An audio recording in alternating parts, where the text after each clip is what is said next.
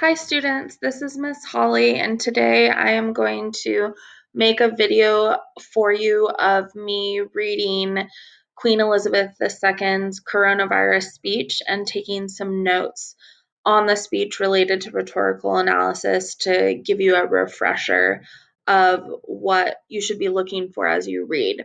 So remember that rhetorical analysis is essentially looking at a text, whether it's a speech, a letter, an essay, an article, or so on, um, to understand what the author's message is, how they construct that message with rhetorical appeals like ethos, pathos, logos, and then devices such as repetition, parallelism, and just general strategies to persuade an audience of something. So you want to be thinking about who the speaker is and how that affects their message, who the audience is and how that affects how the speaker tailors their message to the audience and how the audience receives it, and then the content of the message itself and how it's constructed.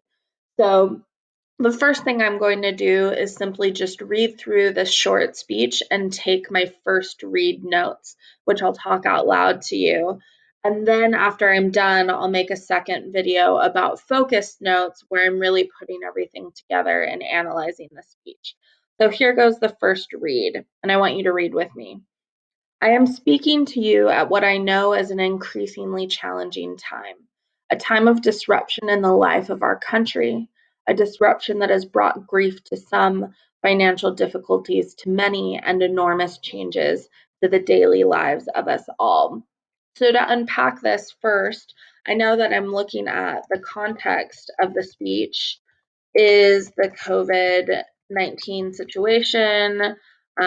Global pandemic affects all people, right?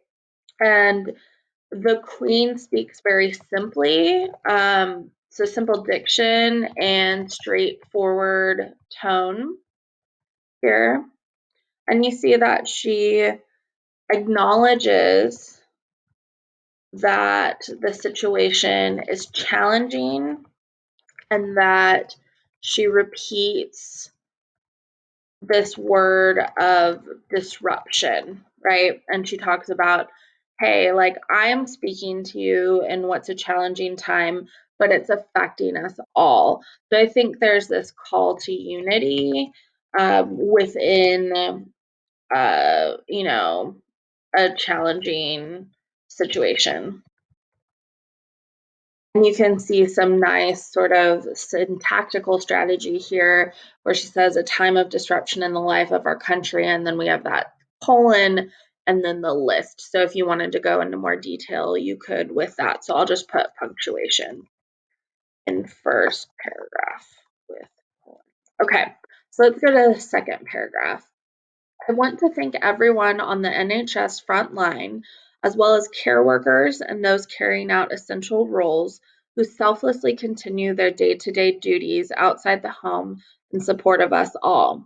I am sure the nation will join me in assuring you that what you do is appreciated and every hour of your hard work brings us closer to a return to more normal times. So the first thing she does is thanks healthcare workers,